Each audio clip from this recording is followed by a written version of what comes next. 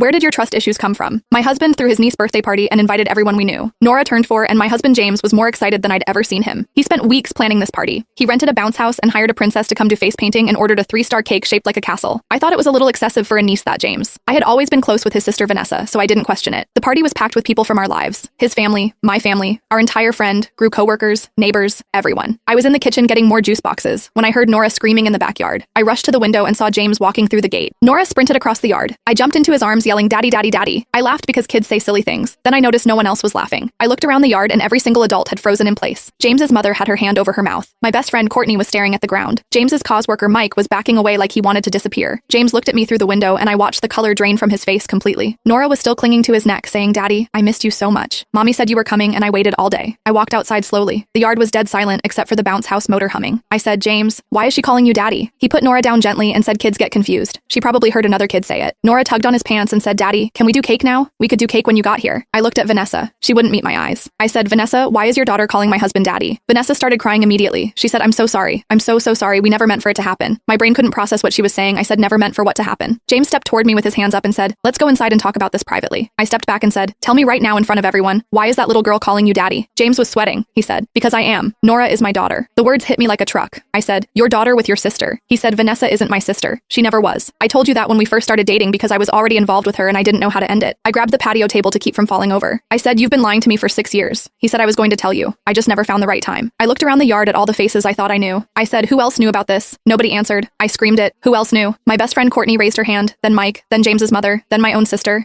Then one by one, almost every single person in that yard raised their hand. My own mother couldn't look at me. I said, "Mom, you knew?" She said, "I thought you knew too. I thought it was some arrangement." When I realized you didn't know, I didn't want to be the one to destroy your marriage. I started laughing. I couldn't stop everyone I trusted. I had watched me play the fool for 6 years. I said, "The business trips you were with her." James nodded. "I the late nights at the office." He nodded again. "I said our anniversary 2 years ago, when you said you had food poisoning and couldn't make dinner." He closed his eyes and said Nora was in the hospital with pneumonia. "I had to be there." I said, "You missed our anniversary to be with your other family and I spent the night alone thinking you were sick." He said, "I'm sorry. I know that sounds meaningless right now, but I am sorry." I looked at Nora. She was hiding behind Vanessa's legs, looking scared, this innocent little girl who had no idea she was the center of a lie that had destroyed my entire life. I looked at Vanessa and said, "How could you do this? I bought you baby shower gifts. I babysat her. I helped you pick out preschools." Vanessa said, "I know I wanted to tell you so many times, but James said it would hurt you too much." I said. James said. I turned to him. "You convinced everyone I knew to lie to me for 6 years to protect my feelings." He said I was trying to keep everyone happy. I said everyone except me. I was the only one not in on the joke. I walked over to the cake. 3 tiers castle shape probably cost $300. I picked it up and threw it directly at James. It hit him in the chest and exploded everywhere. Pink crossing in his hair, cake chunks on his shoes. He just stood there. "Doctor, I said I want a divorce and I want everyone here to know that you can all go to hell." I walked out through the side gate and never looked back. The divorce was finalized 3 months later and I haven't spoken to a single person who was at that party since.